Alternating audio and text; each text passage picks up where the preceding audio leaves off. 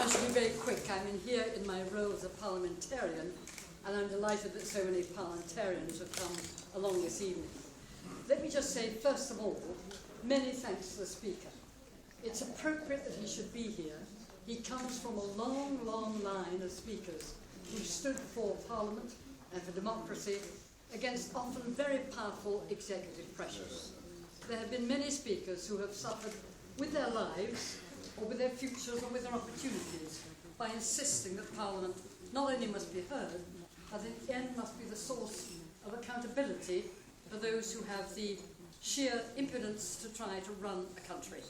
So he's a proper and correct descendant of that long dynasty, because as many of you will know, he has been quite outspoken on the issue of democracy, and sometimes some of the old guard have rumbled and grumbled a bit, but it's absolutely right that he should be what he is, a beacon of individual freedom, a beacon of parliamentary significance. So thank you, John, very much from all of us for inviting everybody here tonight. Let me secondly say, in following what John Lloyd has said, just two things. The first is that when you look at Rodney Braithwaite and you see the odd line on his face, that comes out of having to deal with Vienna over many, many years. Luckily, the two adore each other. They have the greatest possible respect for one another, but you can't work with Vienna for 21 years and indeed at times insist on telling her what to do without acquiring some of the more distinctive features of sage and wise old age. Let me finally turn for a moment to the school and then to Vienna herself. First, one more word about the school on top of what John Lloyd has said. It has inspired the most astonishing degree of loyalty.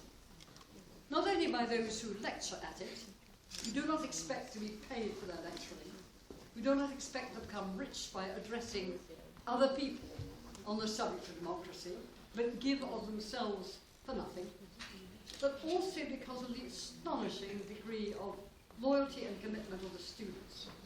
I've rarely seen such an intense and conscientious commitment as the young men and women of Russia showed, coming from all the regions of that great country and devoting themselves from 9 in the morning till often 10 o'clock at night, followed by at least 2 or 3 hours of socialising in cold tents outside. That incredible commitment, often people who hitchhiked their way there, got there by slow buses and trains, is a most impressive indication of the quality of Russia's rising generation. And I think that those of you who are Russian should be proud of those who are coming up, proud of what they've gone through, proud of their commitment, proud above all of what they can be.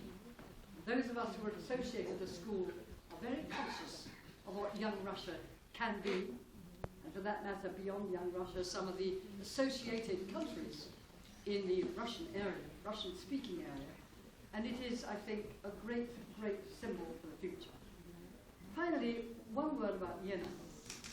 I first met Vienna rather unexpectedly on the steps of the Council of Europe in Strasbourg.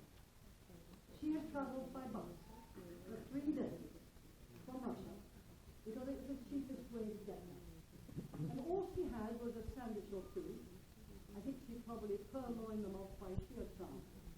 And there she was on the steps of the Council of Europe, which was one of Europe's great commitments to the ideas of the rule of law, of democracy, of independent courts, of citizens' rights.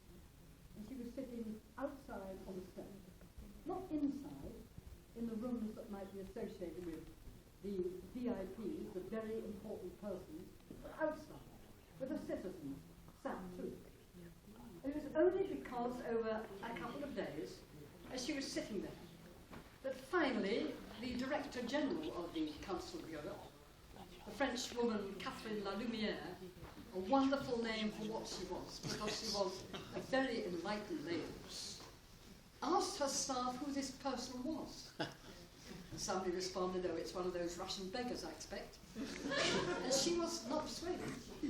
She said, "No, I think there's something different about this person, and I want her to be brought to my office."